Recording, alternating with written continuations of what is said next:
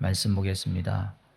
누가복음 24장 36절에서 49절 말씀까지 제가 한 절 읽고 찬양대 한 절 읽고 온회중 한 절 읽습니다.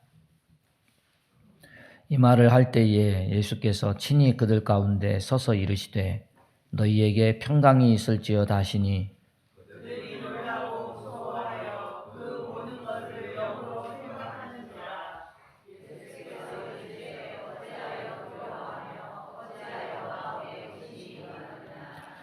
내 손과 발을 보고 나인 줄 알라. 또 나를 만져보라. 영은 살과 뼈가 없으되 너희 보는 바와 같이 나는 있느니라. 이 말씀을 하시고 손과 발을 보이시나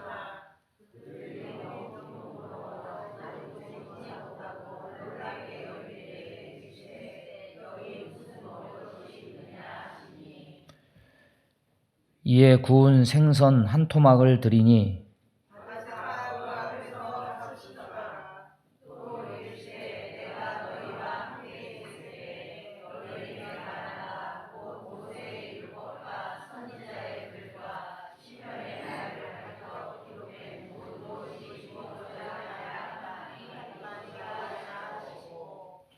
이에 그들의 마음을 열어 성경을 깨닫게 하시고 또 이르시되 이같이 그리스도가 고난을 받고 제3일에 죽은 자 가운데서 살아날 것과 또 그의 이름으로 세상을 받게 하는 회개가 예루살렘에서 시작하여 모든 족속에게 전파될 것이 기록되었으니.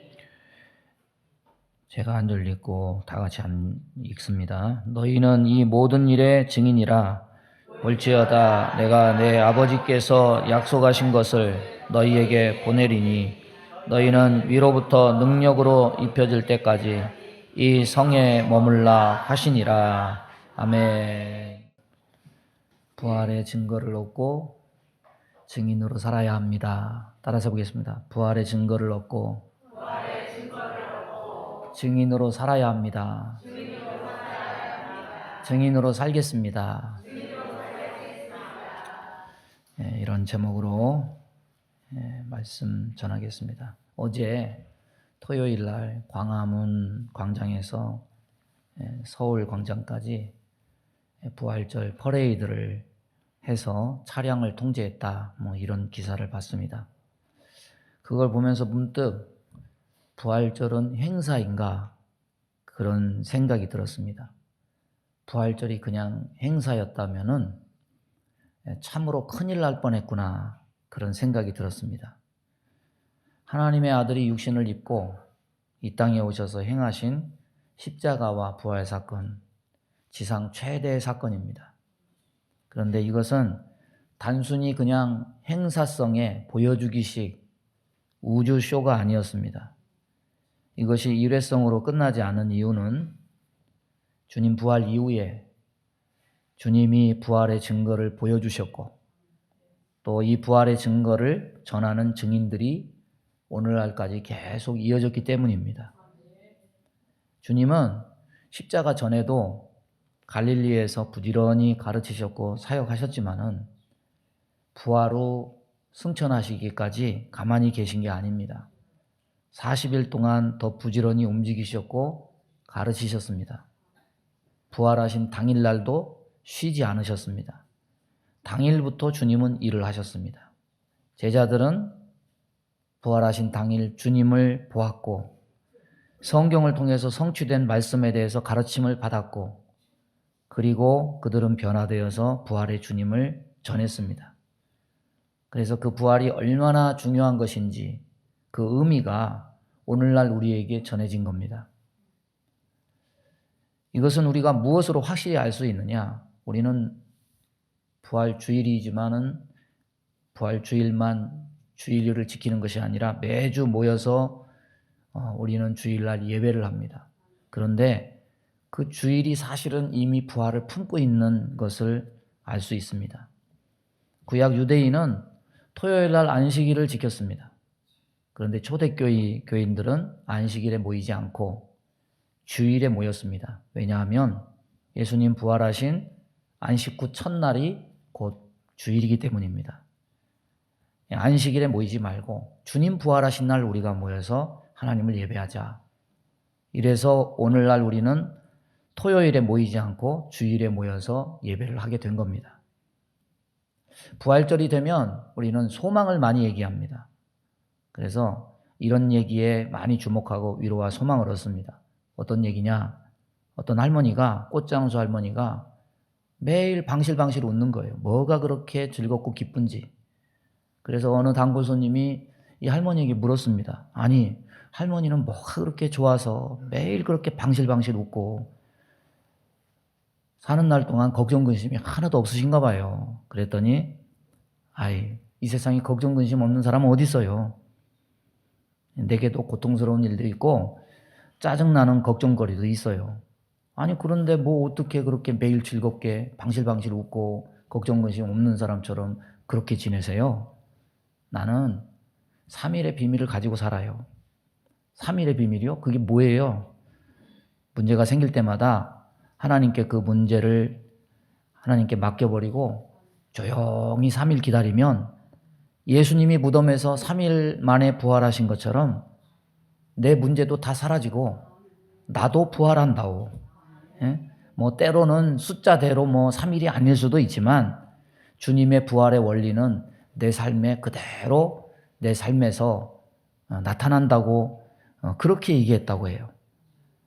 여러분, 주님이 우리 개인들에게 주시는 부활의 소망, 평안, 우리는 부활을 그렇게 나의 것으로 그렇게 개인적으로 받아들이는 것, 이것도 나쁜 것이 아니고 이것도 굉장히 중요한 것입니다. 험한 세상에서 참된 위로는 예수님밖에 없으니까. 그러나 부활절은 개인을 향한 평안과 위로만 강조하는 행사가 되면 안 됩니다. 그런 절기만 지키면 안 됩니다. 주님이 부활하신 후 행하신 족적을 따라가 보면 개인적 평안과 위로를 준 것은 일부의 모습이고 일부의 사건입니다. 주님은 부활의 증거를 보여주셨고 부활의 증인으로 만드셨습니다. 우리 역시 부활의 증거를 가지고 있어야 되고 우리 부활의 증인으로서 우리는 살아가야 됩니다. 따라서 부활절 예배 한번 잘 드리는 거, 그냥 행사로서 끝나는 거, 물론 부활절 예배 잘 드리는 것도 중요하죠. 그러나 우리의 삶에 뭐가 있어야 되느냐? 부활의 증거가 있고 우리의 증인된 삶이 있어야 된다는 것이 더더욱 중요하다는 겁니다. 부활하신 날 새벽에 예수님은 마리아에게 보이셨습니다. 그날 오후에 엠마오로 가는 두 제자와 함께 동행하셨습니다. 그런데 눈이 가리워져서 몰라요. 그 제자 중에 한 사람의 이름만 누가복음 24장 18절에 기록되어 있는데 글로바라는 그 제자, 12제자는 아니고 아마도 70인의 제자 중에 한 사람이었던 것으로 보입니다. 엠마오에서 예루살렘까지는 한 10km 돼요. 10km를 걸어가면 한 2시간 반 걸립니다. 예수님께서 글로바와 다른 제자 곁에서 함께 걷기 시작하면서 그들에게 물었습니다. 너희가 길 가면서 서로 뭘 얘기를 주고받느냐? 예수님의 질문을 받는 이 두 제자의 얼굴, 슬픔빛을 띠고 있었습니다. 왜? 자기들이 따르던 예수님이 십자가에 달려 돌아가시고 죄수로서 돌아가셨는데 그 갈릴리에서 능력 있던 그 예수님이 한 번 힘도 써보지 못하고 그냥 십자가에서 허망하게 돌아가셨어요. 너무나 허탈하고 너무나 충격적이고 너무나 상실감이 컸습니다. 그래서 그런 얘기를 했어요. 그들의 이런 설명을 들으면서 함께 걷던 예수님께서 저들에게 말씀하십니다. 25절 이하에 보면은 미련하고 선지자들이 말한 모든 것을 마음에 더디 믿는 자들이요. 그리스도가 이런 고난을 받고 자기의 영광에 들어가야 할 것이 아니냐. 예수님이 모세와 선지자들의 글과 모든 성경을 인용해 가면서 예수에 관한 내용을 성경을 풀어서 자세히 설명해 줬습니다. 그때까지도 이 두 제자들은 눈이 가리워져서 그분이 부활하신 예수님인 걸 몰라요. 이런저런 얘기를 나누는 중에 그러다가 2시간 반이 휙 지나가서 엠마오에 도착해요. 그때 예수님께서 더 가야 할 길이 있는 듯이 반응하니까 이 두 제자가 예수님을 강권해서 우리와 함께 이곳에서 묵으면서 더 묵은 얘기도 더 좀 해주세요. 그때 예수님께서 그들과 함께 한 집에 묵으러 들어가셨습니다. 그리고 그 집에서 음식을 잡수시려고 감사 기도를 드리시고 떡 한 조각을 떼서 그들에게 주시니까 그들의 눈이 밝아져서 예수님이시구나, 부활하신 예수님인 걸 알게 됐습니다. 그런데 그 순간 예수님이 사라지셔요. 두 제자가 그날 오후 엠마오까지 오던 길에 그분이 성경 말씀을 풀어주실 때에 우리의 마음이 뜨겁지 않았느냐 서로 말했어요. 그리고 이대로 날이 저물었는데도 불구하고 이대로 있을 수 없다. 그 자리에서 일어나서 다시 오던 길을 2시간 반 걸려서 예루살렘까지 돌아갔어요. 여러분, 그들은 2시간 30분 동안 절망적으로 엠마오로 내려갔다가 예수님 만나고서 2시간 30분 동안 희열과 감격과 소망 속에 예루살렘으로 돌아간 거예요. 그들은 예루살렘에 한 곳에 숨어서 문을 닫아 걸어 잠그고 있던 11 제자들이 있는 곳을 찾아갑니다. 그리고 예수님의 부활 소식을 전해요. 이 부활 소식을 전하고 있는데 그곳에 예수님께서 찾아오셔요. 오늘 본문은 거기서부터 시작입니다. 두려움과 무서운 마음으로 문 닫아 걸고 숨어 있던 제자들에게 찾아오신 예수님께서 제자들에게 먼저 인사합니다. 너희에게 평강이 있을지어다. 제자들은 믿기지 않는 사실이에요. 놀라요. 무서워했습니다. 그래서 예수님이 어찌하여 두려워하며 어찌하여 마음에 의심이 일어나느냐. 내 손과 발을 보고 나인 줄 알라. 또 나를 만져보고 보라. 영과 살은 뼈가 없으되 너희 보는 바와 같이 나는 있느니라. 예수님은 영으로 그곳에 임한 게 아니에요. 변화된 부활체를 입고 그곳에 임한 겁니다. 그럼에도 봤음에도 불구하고 너무 놀라서 두려움에 떨어요. 그런데 예수님은 못자국 난 손과 발을 보라고 말씀하십니다. 그리고 만져보라고 말씀하셔요. 여기 보면 과거 명령형으로 되어 있는데 지금 당장 보라. 지금 당장 만져보라. 그래서 지금 당장 예수님의 부활하신 사실을 믿으라. 이런 의미가 담겨 있습니다. 영은 살과 뼈가 없죠. 그런데 자신의 몸은 직접 만져볼 수 있는 것처럼 살과 뼈를 가지고 있다고 말씀하시고 아직도 의심의 그림자가 거치지 않은 상태에서 더 확실한 증거를 보이시기 위해서 먹을 것이 있는지 물어보셔요. 이런 예수님의 행동에는 이유가 있습니다. 대부분의 유대인들은 뭘 믿냐면 천사와 같은 영적인 존재는 지상의 음식을 먹지 않는다. 이렇게 믿고 있었습니다. 그런데 예수님은 구운 생선 한 토막을 드리니까 그들 보는 앞에서 잡수셨어요. 자신의 몸은 영과 유령체가 아니라 만질 수 있는 실제하는 육체임을 입증해 보이신 겁니다. 제자들이 더 이상 예수님의 부활을 의심할 수가 없었어요. 부활하신 예수님의 임재와 말씀은 두려워하는 제자들에게 평강을 주고 의심하는 제자들에게 믿음을 줬습니다. 그리고 영광스러운 몸의 부활에 대한 소망까지 갖게 하셨습니다. 여러분, 제자들의 변화, 부활 전과 부활 후, 특히 성령을 받은 후, 이 모든 변화는 완전한 변화예요. 180도 완전히 회귀된 변화입니다. 부활 전의 신앙을 오늘날로 바꿔 말하면 기복신앙이라 할 수 있고, 부활 후의 신앙은 말 그대로 부활신앙이라 할 수 있습니다. 대대적인 방향전환, 대대적인 태세전환이라고 말하지 아니할 수 없습니다. 부활 전의 제자들은 방향성이 어디에 집중되어 있었느냐?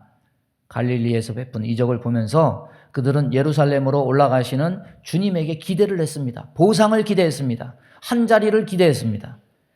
부자가 하나님 나라에 들어가기가 낙타가 바늘기로 들어간 것보다 어렵다고 하니까 제자들은 순간 놀라기도 했지만 스스로 자부심을 갖기도 했습니다. 그래서 주님에게 이렇게 말합니다. 우리는 주를 위해서 다 버렸으니까 우리는 무엇을 얻겠습니까? 우리는 보상이 많겠지요? 라는 식으로 주님께 기대하기도 했습니다. 실제로 제자들은 다 직업을 버리고 주님을 따랐어요. 제자들은 모두 공로주의에 기복주의를 더해서 주님께 보상을 기대했습니다. 오늘날 우리도 그런 식으로 기대하는 경우가 굉장히 많습니다. 나는 헌금을 많이 하고 기도를 많이 하고 봉사를 많이 했으니까 그 다음에 계산식을 머릿속으로 굴려서 이러이러한 보상쯤은 보장해 주시지 않을까? 보장해 주셔야 당연하지. 뭔가를 잘하면 의기양양하고 뭘 못하면 내가 주의를 지키지 못해서 헌금을 많이 하지 못해서 어떤 이런 죄책감에 사로잡히고 또 다른 한편으로 다른 제자들이 주님께 하나는 우편에 하나는 좌편에 앉게 하여 주셔서 하면은 또 분노하면서 시기 질투하고 그런데 이런 식의 시각으로 예수님을 따르는 방향을 잡았던 제자들이 부활 후에 이런 식의 모든 방향과 시각을 완전히 접어버립니다.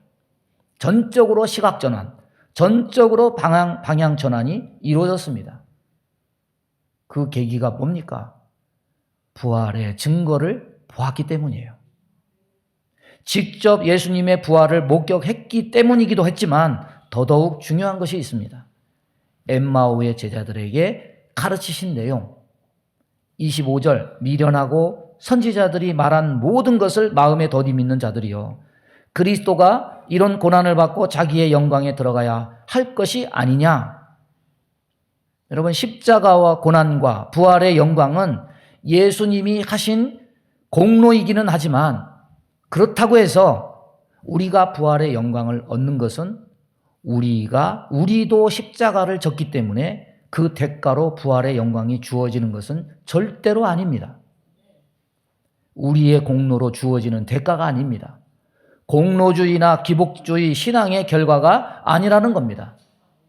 성경이 우리에게 가르치는 것은 우리의 공로로 우리가 부활하는 것이 아니라 예수님의 공로로 부활의 영광을 얻게 된다는 것을 가르칠 뿐입니다.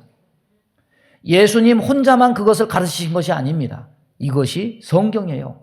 구약시대부터 예언된 말씀이고 그것이 예수님으로부터 성취되었다는 것을 말씀할 뿐입니다.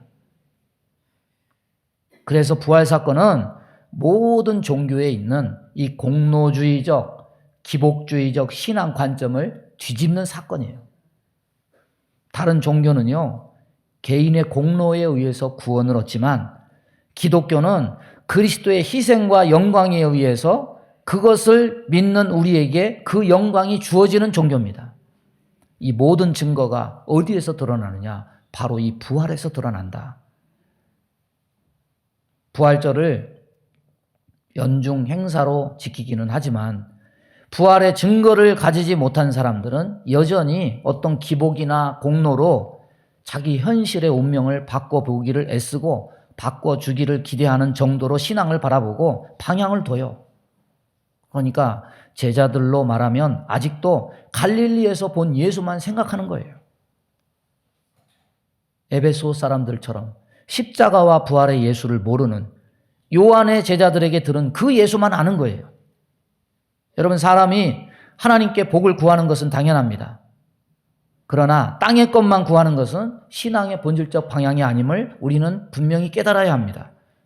부활의 주님을 만나서 부활의 증거를 발견해야 눈이 열려져야만 신앙의 방향전환, 시각전환이 이루어질 수 있습니다. 제자들과 바울은 부활의 주님을 만나고 부활의 증거를 가진 후에야 이런 시각전환, 방향전환이 이루어진 겁니다. 여러분, 어쩌면 우리에게 있는 모든 인생의 고난은 삶과 죽음이라고 할 수 있습니다. 삶도 고통이 많고 결국 인생의 가장 큰 슬픔과 고난은 죽음으로 마무리되어집니다. 예수님은 이것을 위해서 해결하시기 위해서 십자가를 지셨지만 우리 모든 인생들은 죄의 대가로 이 고난의 삶, 죽음에서 벗어나지 못하고 결국 삶을 마감해요. 그게 인간의 운명입니다. 어떤 사람도 삶의 고통과 죽음의 형벌에서 면할 자가 없습니다. 대부분의 사람들이 신앙을 통해서 바라는 것이 뭡니까? 삶 속에서의 이 고난을 면해 보는 것입니다. 이것에 대한 기대가 곧 갈릴리 신앙이에요. 기복주의 신앙이에요. 예수님이 십자가를 지신 후 3일 만에 부활하신 것은 여기서 더 나가는 거예요. 삶의 고통뿐 아니라 죽음의 형벌까지 해결하는 것까지 나가는 겁니다. 기복주의, 공로주의는 빌어서 열심히 공로를 쌓아서 되는 것이지만 그러나 부활까지 해결하는 그 일은 인간의 공로 따위로 해결될 문제가 아니에요. 다만 구약에서 예언된 약속의 말씀을 따라서 고난 받으시고 부활하신 예수님으로만 가능한 일입니다. 이것에 대해서 마음이 확 열리고 우리의 시야가 확 열릴 때 삶의 방향과 관점의 대전환이 이루어지게 되는 겁니다. 이어령 교수가 처음에 예수 믿으려고 할 때 무엇 때문에 예수 믿었습니까? 병든 딸 때문에 예수 믿었어요. 그런데 어떻게 됐습니까? 결국 딸은 암투병 하다가 죽었어요. 그러면 이렇게 딸이 건강해서 회복되기를 바라서 예수를 믿게 됐으면 그 딸이 그렇게 죽였으면은 아니 하나님 내가 이런 조건으로 예수님 믿었는데 내 딸은 안 고쳐주고 결국에는 내 딸을 데려가십니까? 이렇게 원망 불평이 나와야 그것이 어떻게 보면 현실적인 모습이죠. 그런데 그게 아니죠. 나중에 딸을 보내고 자기가 신앙의 귀에서 깊은 신앙을 가지고 또 이어령 교수도 나중에 암투병하게 돼서 암으로 돌아가셨죠. 암투병하는 그를 인터뷰 요청했을 때 그 주변에 있는 사람들이 건강이 안 좋으시니까 인터뷰 길게 하지 말고 1시간 이내로 끝내주세요. 그랬는데 이분이 암투병하면서 몇 시간을 인터뷰를 했냐면 3시간을 인터뷰했어요. 그 내용이 뭐냐면 인간의 삶과 죽음, 부활에 대한 거예요. 부활의 소망에 대해서 말했어요. 그러면서 그는 자기가 평생 글 쓰고 강연하면서 살았는데 이 노년의 세계에 신앙을 가지고 신앙의 세계에 입문하다 보니까 내가 쓴 모든 이런 글, 모든 강연들 이게 바울 사도처럼 분투와 같고 이게 자기 자랑 이상 아무것도 아니더라. 그러면서 그는 죽음에 대한 것을 두려워하지 않고 자기가 이런 삶을 사는 것이 그것이 불행이 아니라 나는 하나님에 대한 부활의 소망이 있다. 이것이 내 삶의 가장 큰 기쁨이다. 이러면서 그가 어떤 비관하거나 좌절하거나 이러지 않고 죽음을 의연하게 맞이하고 하나님 품으로 가셨어요. 여러분, 관점이 바뀌면요. 삶이 바뀝니다. 소망이 바뀝니다. 예수님의 부활의 증거는 제자들을 바꿔버렸습니다. 오늘날도 어떤 사람이든지 부활의 증거를 가지면 그 사람은 바뀌어질 수 있습니다. 저와 여러분도 부활의 증거를 가지고 바꿔지는 인생이 되기를 바랍니다. 그냥 예수 믿어서 내 한 몸 건사하고 그냥 이 세상에서 우리 가족 평안하고 요 정도의 갈릴리 신앙의 수준이 아니라 부활의 주님 만나서 우리의 죽음 이후에 영원한 세계가 있음을 믿고 시각이 바뀌고 삶의 방향이 전환되는 은혜가 있기를 바랍니다. 부활의 주님은 부활의 증거만 보여주신 것이 아닙니다. 그 이후에 부활의 증인이 될 것을 요구하셨어요. 48절에 예수님이 제자들을 가리켜서 너희는 이 모든 일의 증인이라. 제자들에게만 이 말씀이 주어진 게 아닙니다. 저와 여러분도 증인의 사명이 있습니다. 따라서 보겠습니다. 우리는 이 모든 일의 증인입니다. 여기 사용된 증인이라는 헬라어는 마르투스라고 그래요. 그런데 이 헬라어 단어에서 영어 단어 마터라는 단어가 나왔다고 그래요. 순교자라는 뜻입니다.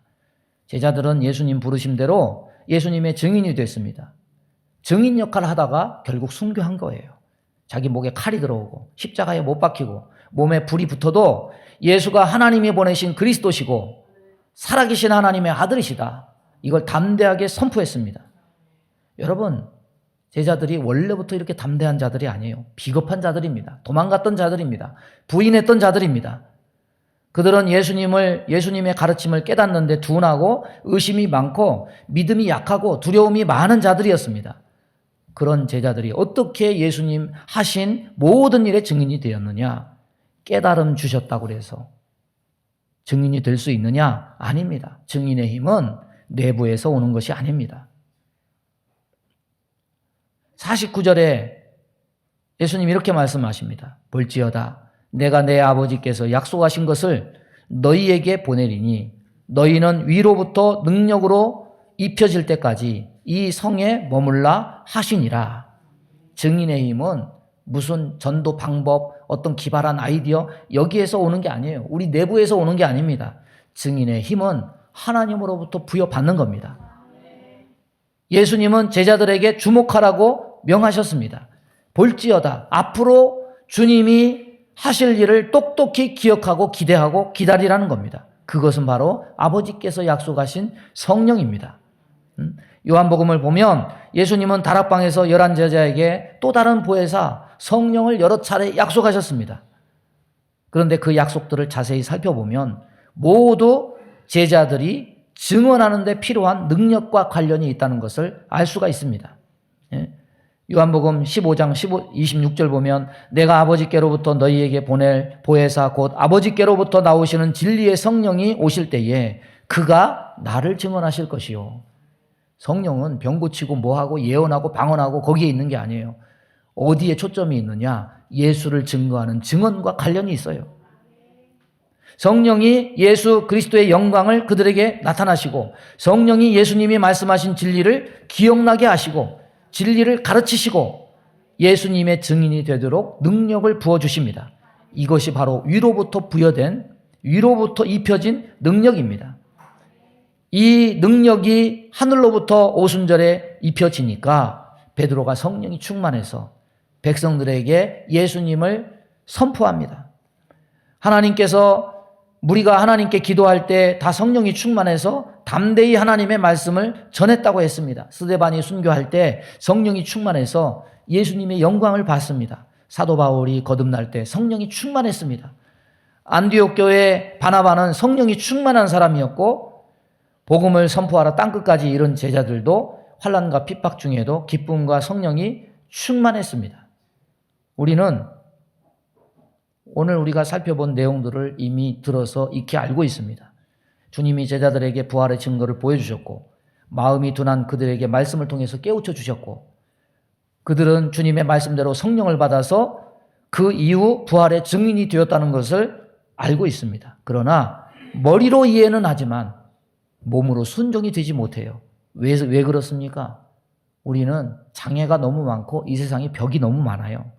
생활의 염려, 건강의 염려, 세상 쾌락의 즐거움에 대한 소망, 그것을 더 누려야 한다는 욕심, 이런 것들이 우리 마음에서 벽이 돼서 스스로 벽을 뚫고 나오지 못합니다. 이런 삶에 눌려 있다 보면 우리는 한 발짝도 나가지 못하게 돼요. 증인은커녕 부활의 증거도 붙들지 못하고 가시떨기에 심겨진 씨처럼 자라다 만 나무처럼 시들어들고 말게 됩니다. 여러분, 예수님이 무거운 무덤문을 열고 나오셨듯이 우리 또한 부활절에 이런 벽을 뚫고 나와야 됩니다. 병아리가 계란 껍질을 앙카님을 다해서 뚫고 나오듯이 우리 또한 모든 벽을 뚫고 나가야 돼요. 갈릴리에서 3년 동안 예수님 턱 밑에서 따라다니던 제자들, 십자가를 앞두고 배신하고 부인하고 도망가고, 그것은 완전한 실패냐? 실패가 아닙니다. 그 절망감에 휩싸인 제자들은 주님은 그들에게 다시 가셔서 부활의 증거를 보여주셨고 약속한 것을 기다리라고 말씀하셨고 성령이 강림하니까 드디어 저들은 그들의 삶의 방향과 시각 방향이 완전히 달라져서 증인된 삶을 살기 시작했습니다. 그 증인된 삶의 족적이 사도행전 아닙니까? 사도행전과 누가복음은 저자가 같습니다.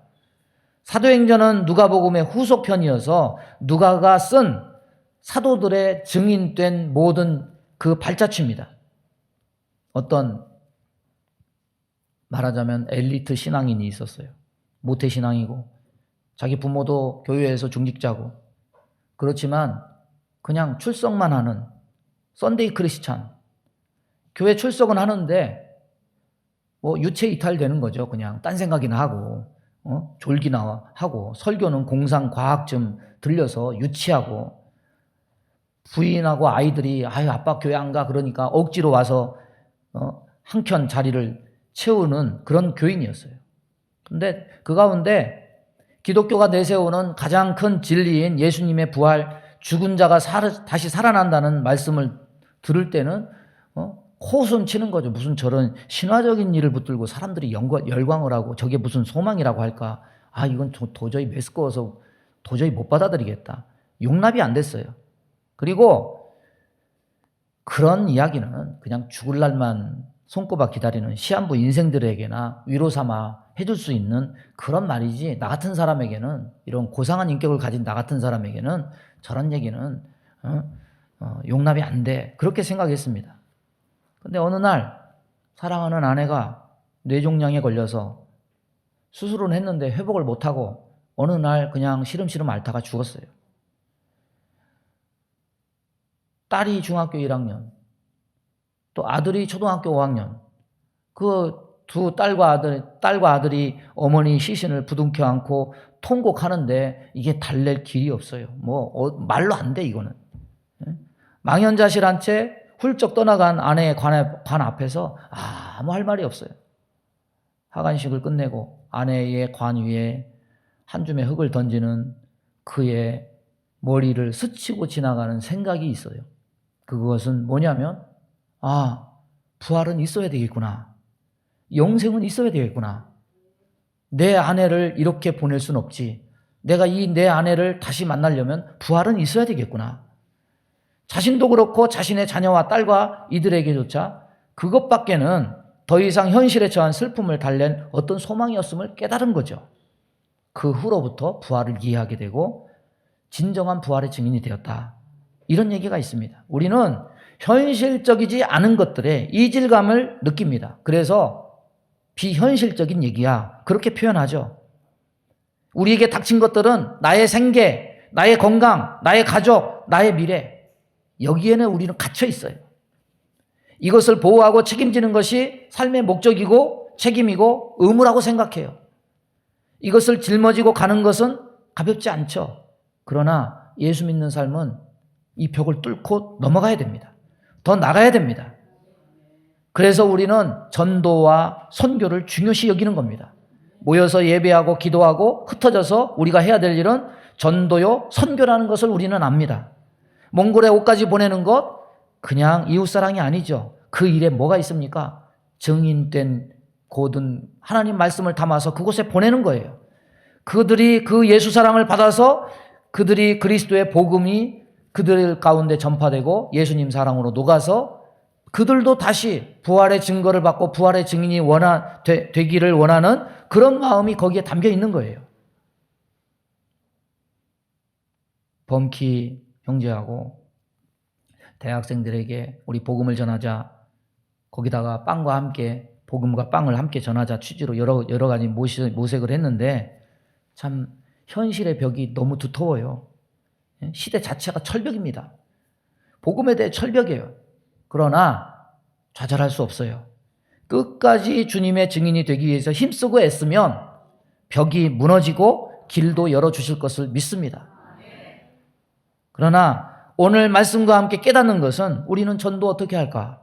전도할 방법에 대해서 많은 연구를 하고 모색을 하지만 증인은 방법에 대해서 연구하는 사람이 아닙니다.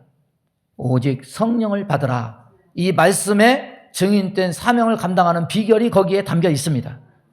지난날 한국교회가 한창 성장할 때 많은 사람들이 모여서 은혜를 사모하고 성령을 기대했습니다. 그러나 오늘의 시대는 많은 사람들이 은혜와 성령을 사모하기보다 현실에 주목하고 현실이 힘겨운 것만 말해요. 삶의 현실을 어떻게 타개해 나가야 되느냐, 거기에만 집중돼 있어요. 아니에요. 눈을 열어야 돼요. 마음을 열어야 돼요. 부활의 증거를 깨달아 알아야 돼요. 성령을 받아야 돼요. 그래야 우리는 부활의 증거를 받고 부활의 증인으로서 이 세상에서 주님 뜻을 이루고 살 수가 있는 겁니다.